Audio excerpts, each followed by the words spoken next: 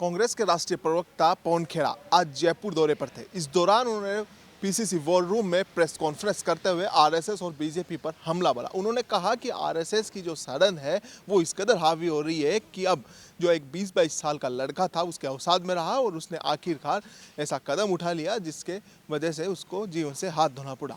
वहीं आज उन्होंने कहा कि बीजेपी जिस हिसाब से काम कर रही है और जिस हिसाब से विनोद जाखड़ को आरएसएस के कार्यक्रम में विरोध प्रदर्शन किया और उसका जो हर्जाना उन्होंने भुगता और उन्हें जेल में डाला, उसको लेकर भी उन्होंने तीखा हमला बोला। उन्होंने कहा कि विनोद जाखड़ एक ऊर्जावान है और ये एक लोकतंत्र के लिए खतरा उत्पन्न हो रहा है। तो वहीं उन्होंने कई ऐसे मुद्दों पर भी स्पष्ट हमला बोलते हुए कहा कि जिस हिसाब से अंता अगर चुनाव हो रहा है तो उसमें कांग्रेस जो है इस बार जीतने जा रही है। वहीं उन्होंने और क्या कुछ कहा। बहुत सवाल उठ रहे हैं। दरवाज़ा जाम हो गया था, उसके मेंटेनेंस पे, रखरखाव पे बहुत सवाल उठ रहे हैं।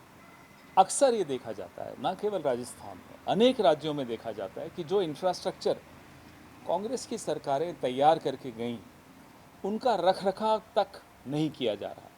ये बहुत गंभीर सवाल है।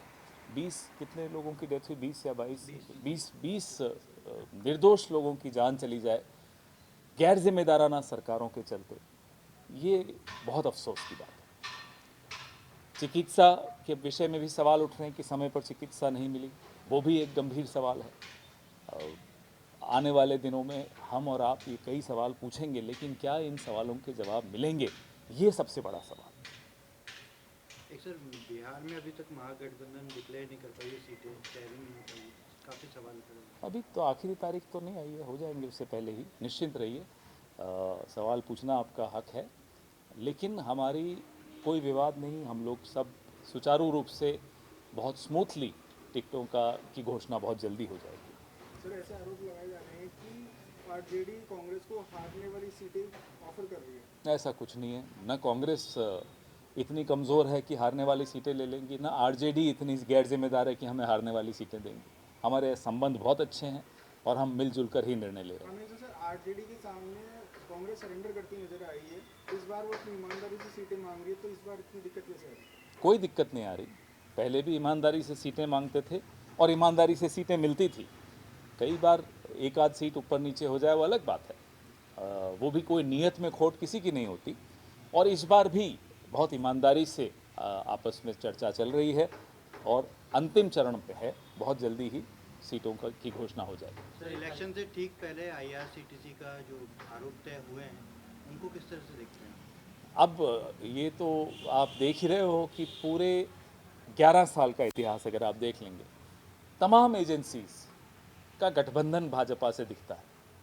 जो पहले किसी सरकार में ऐसा नहीं होते हुए दिखा, वो अब देखने को मिल रहा है। वो ईडी हो, सीबीआई हो, इनकम टैक्स हो, एसएफआईओ हो, तमाम इन्वेस्टिगेटिंग एजेंसीज बिल्कुल सरकार की कठपुतली बनी हुई घूम रही हैं। इन्वेस्टिगेटिंग एजेंसीज तो एक बात है, चुनाव आयोग की स्थिति अब आपके सामने है।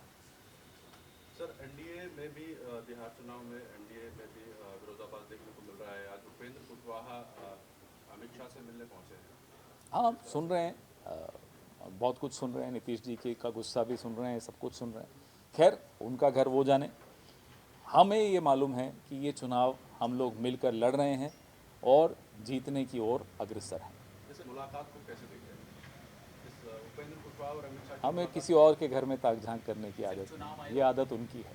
सर, एसआईआर को लेकर क्या कहेंगे? चुनाव आयोग पूरे देश में एसआईआर करवाया जा रहा है। भाई, नियत और आप जो सवाल राजनीतिक दल, जिम्मेदार राजनीतिक दल, देश की नेता विपक्ष सवाल पूछ रहे हों और उसके जवाब भी नहीं दिए जा रहे हों, उनको धमकाया जा रहा हो, उनको डराने की चेष्टा की जा रही है, तो आप समझ लीजिए नियत क्या है ज्ञानेश गुप्ता की।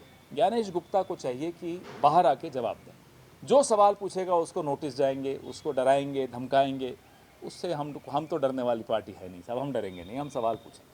सर, एनएसआई विनोद जाखड़ को 16-17 दिन जेल में हो गए, आरएसएस के कार्यक्रम में विरोध प्रदर्शन किया। ये लोकतंत्र की स्थिति हो गई। राजस्थान कभी भी, और निर्भीक राज्य है ये, और निर्भीक पार्टी का वो नेता है, हमारा नौजवान नेता है।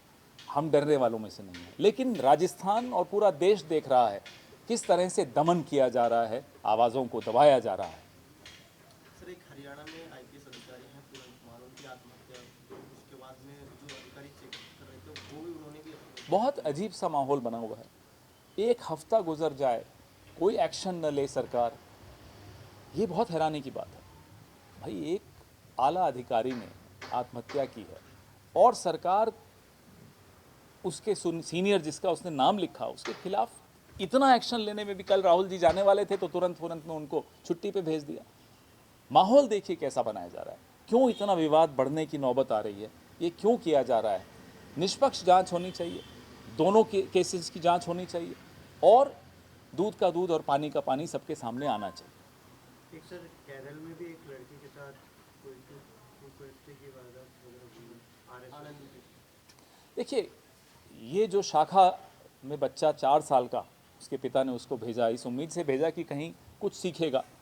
लोगों के मन में गलतफहमियां हैं संघ के बारे में कि संघ में कुछ अच्छा सिखाया जाता है।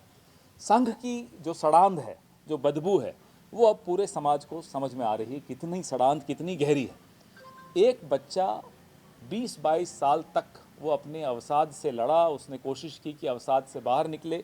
अवसाद में वो इसलिए गया कि उसका बचपन से ही यौन उत्पीड़न RSS की ट्रेनिंग कैंप्स में हो रहा था और उसने ये लिखा है, उसने ये बोला है अपने इंस्टा उसमें कि ऐसे अनेक बच्चों का यौन उत्पीड़न RSS के हाथों में हो रहा है, RSS के नेताओं के हाथों में।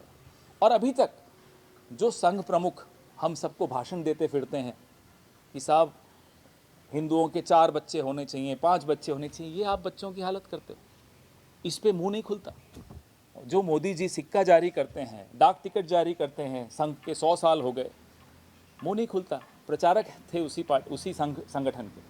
हम बार बार ये सवाल उठाते हैं कि ये गैर पंजीकृत संगठन गैर जिम्मेदाराना काम में लिप्त होगा तभी तो इतना संदिग्ध है, तभी तो अपने आप को पंजीकृत नहीं कराता, तभी तो अपना एक मेंबरशिप रजिस्टर नहीं रखता, तभी अपने अकाउंट्स नहीं सबमिट करता। क्यों इतना पर्दादारी है, क्यों इतना छिपाना पड़ रहा है, क्या है छिपाने को, यही सवाल पूछ रहे हैं। वो उस बच्चे की आत्महत्या से बहुत जवाब मिल भी गए।